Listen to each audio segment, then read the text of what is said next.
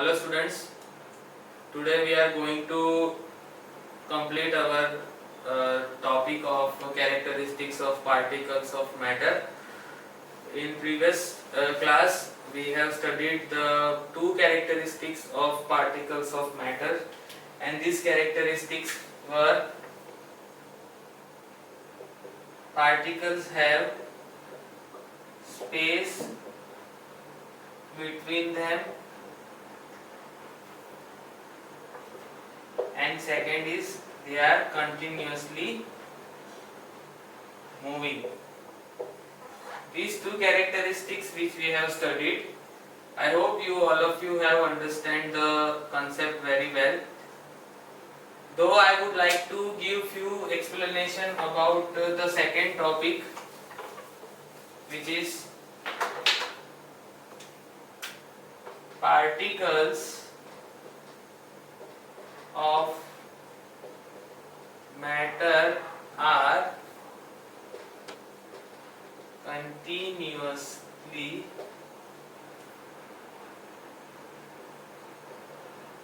moving.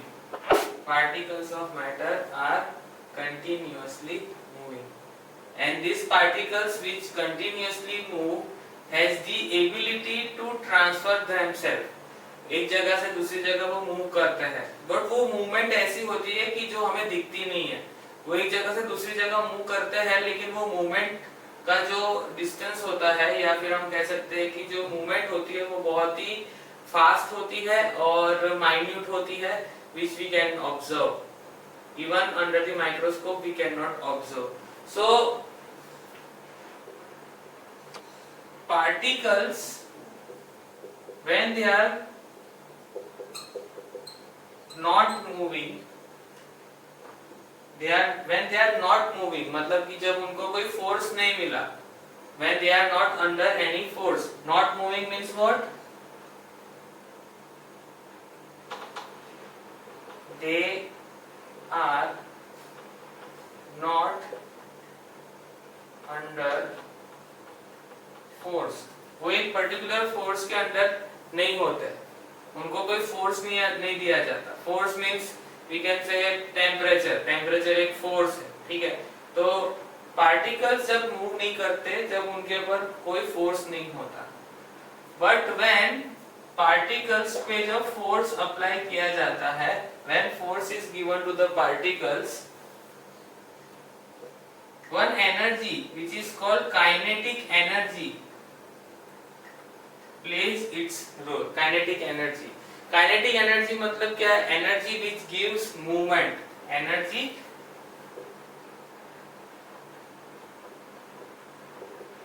which gives movement. The energy which provides movement to particles is called kinetic energy. Definition must be remembered by all of you. Kinetic energy की definition क्या है? Energy which gives movement to particles is called kinetic energy. Kindly note down this definition. Energy which gives movement. Movement means what? एक जगह से दूसरी जगह move करना. That is called movement. तो जो भी सिस्टम है, फॉर एग्जाम्पल एक बीकर है जिसके अंदर हम पानी है और उसके अंदर हम शुगर या सॉल्ट ऐड करते हैं, तो उनके अंदर जो पार्टिकल्स जब मिक्स होने लगते हैं एक दूसरे के साथ, जब वो मिक्स होने लगते हैं एक दूसरे के साथ, जैसे वाटर के बीच में सॉल्ट के छोटे छोटे पार्टिकल्स चले गए, this movement is called kinetic movement, and the energy which is required for this movement is called kinetic energy. So this movement is very important for the mixing of the molecules. So kinetic energy का एक role क्या है कि it gives movement. Now kinetic energy जो है उसका relation temperature के साथ important है. That we are going to discuss further. ये चीज हमने लास्ट क्लास में डिस्कस नहीं किया था, तो हम लोग काइनेटिक एनर्जी को थोड़ा ज्यादा डिटेल में एक्सप्लेन करते हैं. Kinetic energy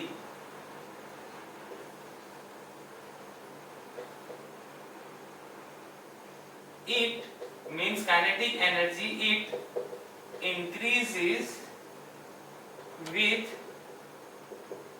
increase in temperature, hence intermixing between two particles is rapid. Kinetic energy जब बढ़ती है, इट इंक्रीज मतलब काइनेटिक एनर्जी जब बढ़ती है तब टेम्परेचर भी ज्यादा होता है, मतलब टेम्परेचर ज्यादा तो काइनेटिक एनर्जी ज्यादा। काइनेटिक एनर्जी जब बढ़ती है, टेम्परेचर जब बढ़ जाता है तब, और जब टेम्परेचर बढ़ जाता है तब क्या, दो पार्टिकल्स के बीच में इंटरमिक्सिंग भी फटाफट हो जाता है। I would like to give you one important example. If you are having milk in the morning or tea in the morning और उसके वो गर्म है तो आप शुगर डालोगे तो वो फटाफट मिक्स हो जाएगा, लेकिन ठंडा मिल्क है, ठंडी टी है तो आप अंदर शुगर डालोगे मिक्स नहीं होगा। आप घर पे भी ट्राई करना, 2 ग्लास लेना, टेक 2 ग्लास, एक ग्लास के अंदर गर्म पानी लो, दूसरे ग्लास के अंदर ठंडा पानी लो, दोनों के अंदर सेम एक एक चम्मच आप शुगर ऐड करो and try to mix it, और टाइम नोट करो कि किसमें मिक्सिंग टाइम ज्यादा लग रहा है। तो जो कोल्ड वाटर होगा उसको मिक्स करने में, शुगर को मिक्स करने में टाइम ज्यादा लगेगा, और हॉट वाटर होगा वो इजीली मिक्स कर देगा शुगर को, मतलब फास्ट मिक्स कर देगा। समझ लो कि अगर 1 मिनट ठंडे पानी में लग रहा है तो 40 सेकेंड गर्म पानी में मिक्स होने में लगेगा। This is the only reason that when we are making tea we boil milk and boil water. ठीक है, चाय बनाने के वक्त भी गर्म करना पड़ता है, क्यों? क्योंकि we want what? We want intermixing. We want intermixing of particles, and intermixing can only be established in the presence of temperature. Temperature मतलब कि heat. जितनी हीट ज्यादा होगी पार्टिकल्स की मूवमेंट ज्यादा होगी, जितनी हीट ज्यादा होगी उतनी कौन सी एनर्जी ज्यादा होगी, kinetic energy, and more the kinetic energy more will be the intermixing of the particle. Hence kinetic energy plays a crucial role in the second characteristics. जो सेकंड कैरेक्टरिस्टिक्स कौन सा है, characteristics of particles of matter कौन सा है, second, particles are continuously moving. ऐसा नहीं है कि जब टेम्परेचर कम होगा तो मूवमेंट नहीं होगी, मिक्सिंग नहीं होगा, मिक्सिंग होगा but it will take time.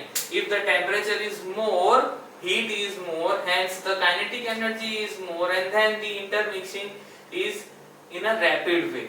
Intermixing occurs in a rapid way. That is why it is very important characteristics to understand. Kinetic energy का जो कंसेप्ट मैं आपको इसलिए समझा रहा हूँ because it is going to help you in further chapters of chemistry of 9th standard, and that is why you must understand the concept of kinetic energy. ये energy जो होती है वो अंदर ही होती है। जैसे एक मार्कर पेन का मैंने आपको एग्जांपल दिया था, this is a marker pen, इसको मैं एनर्जी प्रोवाइड करता हूँ मेरे हाथ से, मैं मस्कुलर फोर्स दे रहा हूँ। 8th स्टैंडर्ड में आपने डिफरेंट टाइप ऑफ फोर्स पढ़े होंगे जिसमें मस्कुलर फोर्स भी आता है। तो मैंने इसको मस्कुलर फोर्स दिया, ये ऊपर जाके नीचे आया, नीचे गिर गया, नीचे इसलिए गिरा क्योंकि मैंने उसको काइनेटिक एनर्जी प्रोवाइड किया। So it is having a proper energy in it, but I have to give force. यहाँ पर फोर्स का काम कौन कर रहा है, temperature, and that is why with increase in temperature there is an increase in kinetic energy. So that is why this kinetic energy concept must be understood very precisely by all students of 9th standard.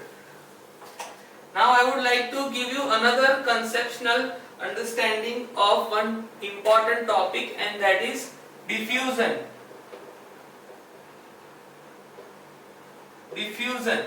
Diffusion is another process. Diffusion is in another process. Let me give you the definition. Intermixing between two different particles slash matter. दो matter ले लिया आपने, दो matter कोई भी ले लिया आपने, ले लिया मिल्क और शुगर, या तो हॉट वाटर या कोल्ड वाटर, और आपने सॉल्ट ले लिया, शुगर ले लिया। जब आप उसको मिक्स करोगे तो दोनों एक दूसरे के साथ मिक्स हो जाएंगे, and that process is called diffusion. Okay, diffusion is the process which is also a characteristics of second characteristics of particle of matter। मतलब कि जो particles are continuously moving है उसी का ये part है। So kinetic energy and diffusion both process or both the concept are part of second characteristics of particle of matter। Diffusion जो है वो ऐसी प्रोसेस है जिसमें क्या होता है कि इंटरमिक्सिंग होता है। इंटरमिक्सिंग को ही डिफ्यूजन कहते हैं, बट वो दो पार्टिकल्स या दो मैटर के बीच में होता है। Let me give you an example. Milk और शुगर दोनों क्या होते हैं, एक दूसरे के साथ मिक्स होते हैं। जब शुगर को डिसॉल्व किया जाता है, पिघाला जाता है मिल्क के अंदर, तब वो मिल्क के अंदर मिक्स हो जाता है, राइट। बट कब ये फास्ट होगा, जब टेम्परेचर फास्ट होगा। तो अगर टेम्परेचर ज्यादा है, if temperature is more, diffusion is also in more amount, diffusion भी ज्यादा होगा। So more the temperature, more will the process of diffusion। So that is why diffusion और temperature जो है वो हमेशा ज्यादा होता है। कब, जब दोनों के बीच में क्या हो रहा है, मिक्सिंग हो रहा है। Means mixing is the process which is called diffusion। जो केमिस्ट्री के अंदर जो डिफ्यूजन पढ़ते हो, that is nothing but the mixing of two particular particles। ये इसका सिंपल डेफिनेशन है, ओके। ये सिंपल डेफिनेशन है। In further chapters you are going to understand detailed definition of diffusion, specially in biology. Diffusion का जो definition है वो change होता है, और केमिस्ट्री में डिफ्यूजन का जो डेफिनेशन है वो चेंज होता है। That is why you must be very precise when you are writing definition of diffusion. अगर वो केमिस्ट्री के पर्सपेक्टिव से आपको पूछते हैं तो आपको अलग डेफिनेशन होता है। हाँ, कंसेप्ट सेम रहता है, concept is same, but certain parameters and the language changes while writing the definition of diffusion। तो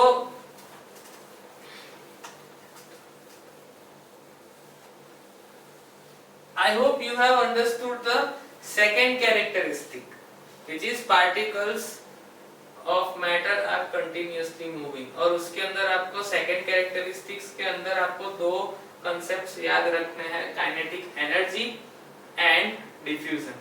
So let us start with third characteristics of particles of matter। Particles of matter attract each other। Particles of matter attract each other। Particles जो होते हैं वो एक दूसरे को attract करते हैं। This is the third characteristics of matter, ठीक है। अब इसके लिए मैं आपको एक सिंपल अंडरस्टैंडिंग देता हूँ। अपने हाथ जो है, आप अपनी क्लास के अंदर, घर पे अंदर बैठे हो घर पर, तो एक काम करो, अपने जो हाथ है उसको इस तरह से बांध दो, इस तरह से, ठीक है, इस तरह से। अब इसको कोई थर्ड पर्सन जो है, आपके घर पे कोई बैठा है, उसको बोलो कि आपको यहाँ से मारे, ये पोर्शन यहाँ से, ठीक है। तो ये जल्दी ब्रेक डाउन नहीं होगा, 2-3 बार मारना पड़ेगा तब जाके ये खुलेगा, ठीक है। अब दूसरी बार आप क्या करो, दूसरी बार इस तरह से हाथ आपके बांधो फिंगर्स के बीच में, इस तरह से। फिर इसको अगेन किसी को कहो कि उसको मारे, तो ये ब्रेक डाउन होता है कि नहीं, उस तरह से करो, ठीक है, इस तरह से। और थर्ड टाइम क्या करो, थर्ड टाइम सिर्फ अपनी फिंगर्स को सिर्फ टच करके रखो, इस तरह से, और फिर से अगेन वो थर्ड पर्सन को, आपके मदर फादर ब्रदर सिस्टर कोई भी है, उसको बोलो कि आप मारे, तो कौन सा पार्ट जल्दी ब्रेक डाउन हो जाएगा? ये जो फिंगर टच वाला है वो, ये पार्ट को टूटने में ज्यादा देर नहीं लगेगा और इसको टूटने में ज्यादा टाइम लगेगा। ऐसा नहीं कि टूटेगा नहीं, लेकिन ज्यादा टाइम लगेगा। व्हाट आई वांट टू से इज दैट मैटर के जो पार्टिकल्स होते हैं, particles of matter, they attract each other and they have specific bonding with each other. They attract each other, but they have specific bonding. उनके बीच में एक specific bonding होता है। दो सारी पार्टिकल्स अलग अलग बॉन्ड से जुड़े हुए होते हैं। कोई स्ट्रॉन्ग बॉन्ड से जुड़ा होता है, कोई वीक बॉन्ड से। तो बॉन्डिंग दो टाइप की होती है, स्ट्रॉन्ग होती है, वीक होती है और मीडियम होती है। ओके, जैसे ये प्लास्टिक है, I have plastic marker pen, इसको तोड़ना होगा तो मुझे जोर लगाना पड़ेगा। उसी के आगे अगर मेरे पास पेंसिल है तो वो टूट जाएगा। और similarly if I am having iron nail, जो कील जिसको बोलते हैं कील, उसको तोड़ना होगा तो मेरे हाथ से वो टूटेगा भी नहीं। तो three of them, all of them are matter, plastic, pencil और आयरन नेल, तीनों क्या है? मैटर है। But the force I have to make to break them is different. तो इसीलिए देखो, आयरन नेल जो है वो स्ट्रॉन्ग बॉन्ड से है, प्लास्टिक है तो उसका मीडियम है, और पेंसिल जो है वो वीक है। आप जो यूज करते हो क्लासरूम में चॉक, वो भी वीक है। तो जो फोर्सेस ऑफ अट्रैक्शन है, मतलब कि बॉन्डिंग जो है, जिसको हम कहते हैं forces of attraction, forces of attraction, वो भी अलग अलग है। सो particles attract each other, they are attracted toward each other। इसी की वजह से तो वो एक मैटर फॉर्म करते हैं। अगर पार्टिकल्स एक दूसरे से अट्रैक्ट ही नहीं होते तो वो एक दूसरे के साथ एक पर्टिकुलर मैटर कैसे बना सकते? चौक का सबसे छोटा सा छोटा पार्टिकल है, वो अगर चौक के सारे पार्टिकल्स एक साथ जुड़े नहीं होते तो एक चौक कैसे बनता?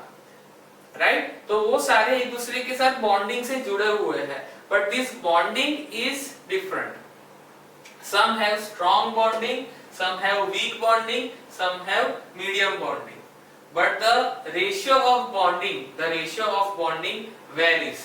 मतलब कि जो रेशियो का जो बॉन्डिंग का जो टाइप है वो चेंज होता रहता है। कोई स्ट्रॉन्ग बॉन्ड होता है, कोई वीक बॉन्ड होता है, कोई मीडियम बॉन्ड होता है, और बॉन्ड्स के टाइप भी अलग अलग होते हैं। These type of bonds are going to be understood by all of the students in 10th standard। 10th standard के अंदर आप ये सारे बॉन्ड्स के बारे में समझोगे। So in this way we have understood the three main characteristics of particle. ठीक है, पार्टिकल्स के जो कैरेक्टरिस्टिक्स जो है मैटर के, वो तीन है। ठीक है, और third one is particles of matter attract each other. Second one कौन सा था? Particles of matter are continuously moving, and first one is particles of matter have space between them। These three characteristics of particles of matter are going to be asked in exam। 1 mark में भी पूछ सकते हैं कि कौन से enlist the particles of matter। तो आपको सिर्फ 3 पार्टिकल्स के कैरेक्टरिस्टिक्स लिखने हैं, और एक्सप्लेन अगर पूछते हैं तो आपको प्रॉपर थियरी के साथ एक्सप्लेनेशन देना होगा। It could be asked in 3 marks, 3 marks में पूछ सकते हैं। सो I hope all of you have understood the characteristics of particles of matter। अभी जो आपका जो होमवर्क है, जो आपका होमवर्क, आपको होमवर्क जो करना है वो है क्वेश्चंस में यहाँ पर लिख रहा हूं, वो आपका होमवर्क होगा।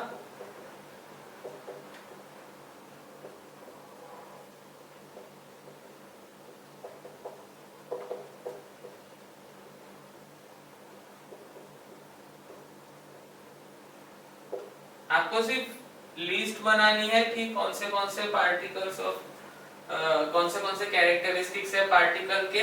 You have to make list of them.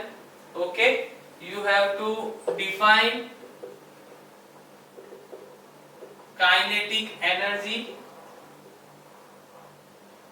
And diffusion.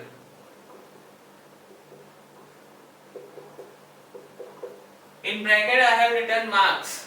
जो मार्क्स आपको यहाँ पर ब्रैकेट में लिखे हैं वो मार्क्स है, वो आपको नोट डाउन आपको समझाने के लिए कि एग्जाम में इस तरह के क्वेश्चंस पूछे जा सकते हैं. Okay, further homework will be given to you in your WhatsApp group. दूसरी बात ये कि जो भी आपको कमेंट करनी है डाउट्स के बारे में, तो आप डाउट डायरेक्टली जो व्हाट्सएप ग्रुप बनाया गया है उसके अंदर आप डाउट्स पूछ सकते हो. स्टूडेंट्स जितने भी है 9th स्टैंडर्ड के अब तक जितना भी पढ़ा है हम लोग फर्स्ट चैप्टर में, वो जो भी डाउट्स है आप प्लीज कमेंट कर देना व्हाट्सएप के अंदर कि आपको ये डाउट है, तो उसका अलग से फिर से सेशन होगा. दूसरी बात ये कि आपको अभी जो हमारा जो 9th स्टैंडर्ड का जो साइंस का नेक्स्ट क्लास से जो हमारा होगा वो थोड़ा डिटेल वे में होगा और फास्ट भी होगा. So if you have not watched videos of other classes, please watch them so you can understand them properly. And I am going to increase the speed of my studying, क्योंकि अभी हम लोग detail में जाके पढ़ने वाले हैं. So next video से हम लोग बहुत ही अच्छे से डिटेल में और थोड़े फास्ट टॉपिक्स को कवर करेंगे. अब तक जो टॉपिक्स थे वो बहुत ही इजी थे. अभी जो टॉपिक आएंगे वो आपके लिए काफी नए होंगे और इंटरेस्टिंग भी होंगे. So please make sure that you complete your notes, complete your homework and submit them regularly. And I hope you have liked this video, and please ask doubts in WhatsApp group. Thank you for watching this video, and please complete your homework in time. Thank you for watching.